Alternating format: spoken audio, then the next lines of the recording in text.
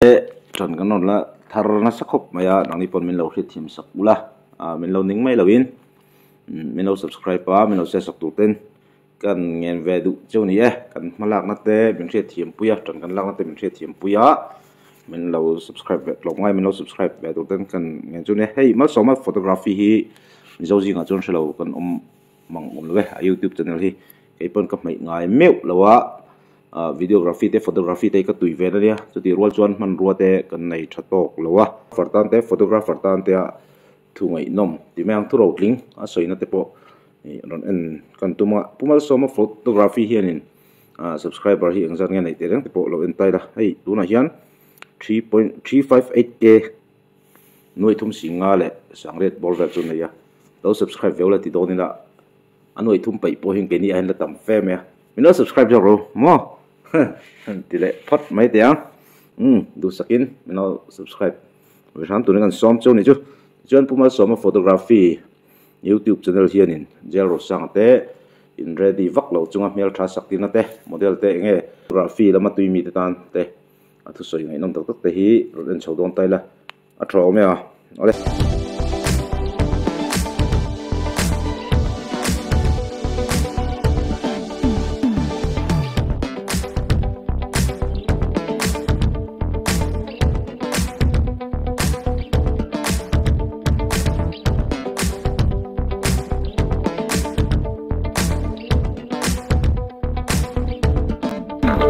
tiếng vel hi camera sa tak khanaya ansut vetei karil roin om vetina ka dream te ni vetina ama ro chu tunin ma chong la ti theilawa ma son zel tur kan nia ma son hun lo lo manga ti thei hun te polom ve tur ngai tel thome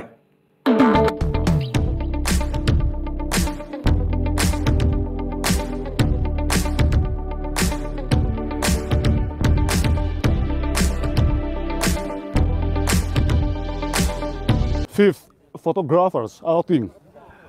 when I hear hangilung len tlang 1811 a kan nei do na hey awi fifth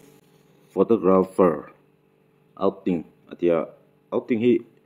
ami thala lam pang ho hian an lo nei thin ni mela hei ka voi khat mu na ne ke po ka voi khat riat na ne an ti thale mai he tiang zonga in thun zom na ang chi ten lo nei ni chuan na a tum nga na ni a photographer po ai zola photographer that ber he when I hear rong kal khom ani chuan relote a model shooting an nei do na hela hian program an chan do na ni tin thang lama khuan go han otak em hang lai bung ro te mo om ve thin ni tiang hi company lampon on kal de nual maya an ni hian an camera thaber te aron display a nakina kan enzel turanga yang karon tilang vek don ya voi la hian munom don chu mai ni lawa nakin dewa zela ro sanga alo theng le don hela hian karon tilang zelang hela hian in senior photographer te polo bani hi he munom don le tin ulu khop mai sang sangi hosan mangani meli kan thala ki film khur pui tu ni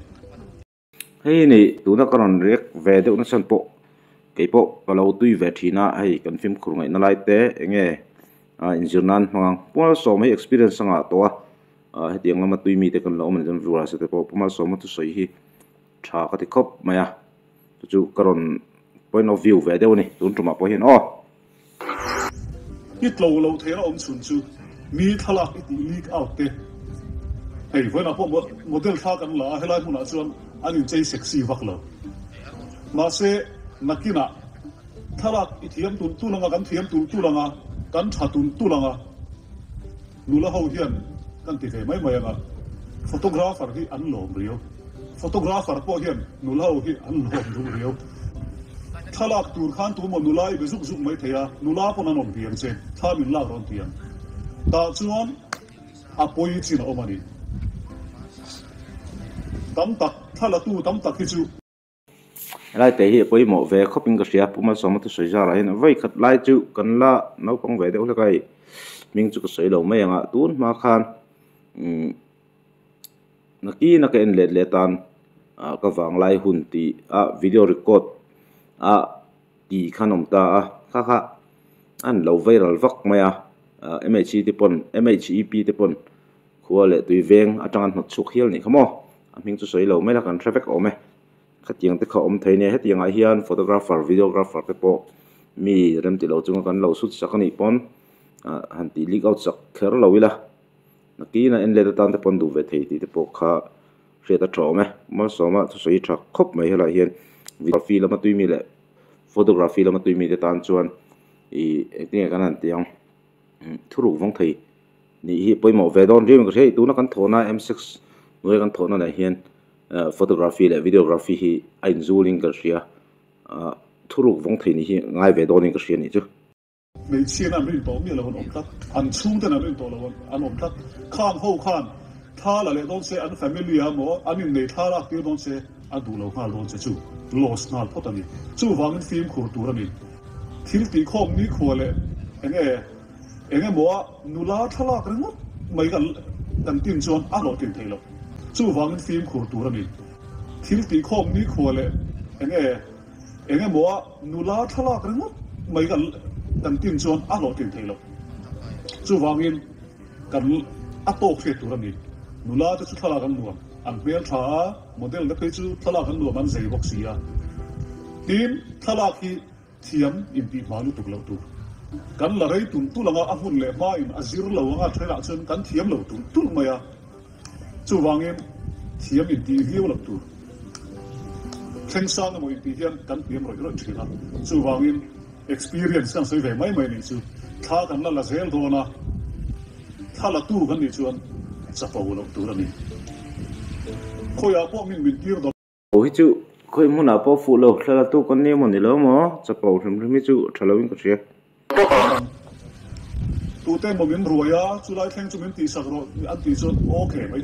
tu dan te kan le chu min ruaya lo wang kha tiang zong te kha kan lo kan ve to wangin voina hian klo na thuru te ponia I thei pa to pi chu chuan min an ruai zelang se voina hian photographer senior in ti ve mai la hela chun ti mai la I kan ni ve to wangin kan sei du a kan lau te kum lama chung kan u te point niang amaro chu I photography lam kan lu chin la lo rei ve de hek to a ma son zel turin le thei pa top chua lo king turin du sakna ka han du chewa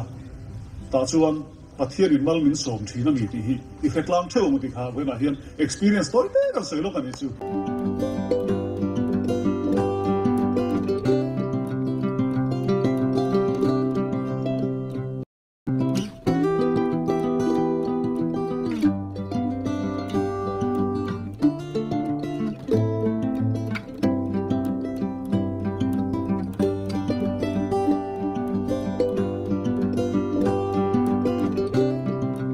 là hình model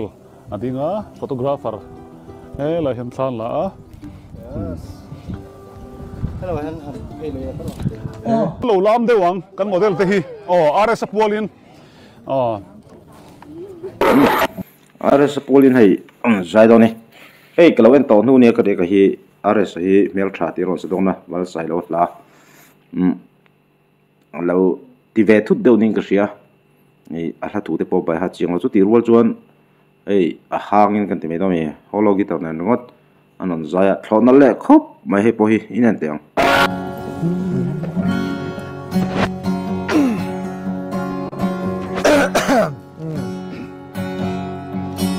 ma ten tin kim do na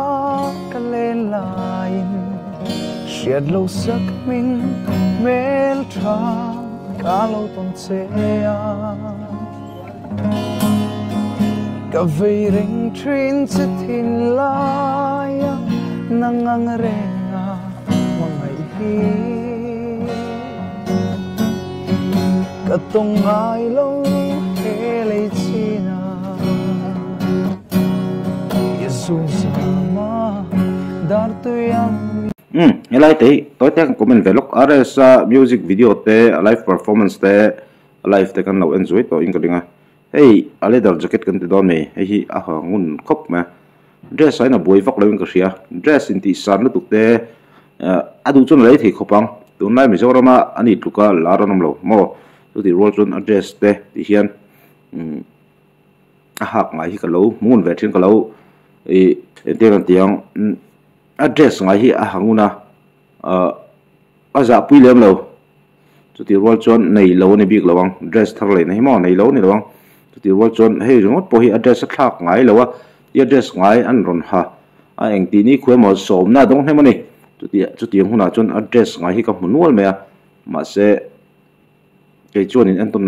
tlak ngai mani dress thak ranga changkang ber ha atia lan nal tum rang not ai chon heti nga dress ngai te ne na khoi lo ki pa po an kala tingan om hi ngai sanom le ting ka sia a zai thim na lam chu lo da thatai la address ar ngot po hian ke chorin ngai san tlak ngai to vena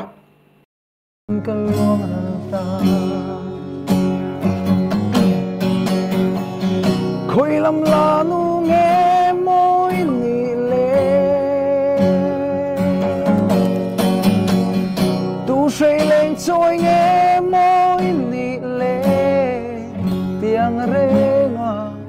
cả đồn lung ruk min ti boy tu cả tông ai lo nang lo chu oh mel tra izun le ngai re na e chang khat thala request ila thiamin garing izana lutuk maro oh chutin ti vera nem ha isak mer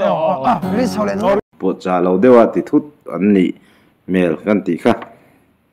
chu ti rol chonin boilem lo ni res mai isak me tung ni lo hel son ta kale chu wala liam le si ipar moi ne ti rol chorin chelo deuh hin votan ti mel riu en ko lut lom rang man model te ma ka tan hi ngai na dei dom na trana ruama min suan tu tir so hoi lo par ka en sim lo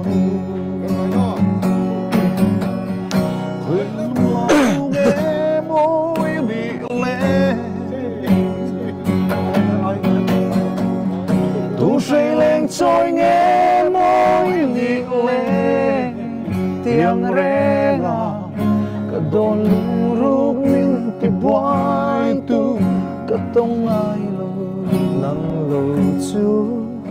oh mel tra izun le nei re na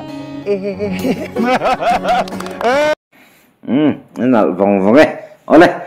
chân là mặt tê trần cần lạc về lại tê lâu nỉ á chân khát tan mít cần tịch khăm tì bộ ở đây mà chú tì ruột chuan cần lạc mặt tê mình sẽ thiêm puya subscribe tê share tê mình lâu đủ thọ pui về turin cần nghe châu nỉ ole thì trong khăn này lại phốt mấy tê sẽ hình vai mang trâu lấy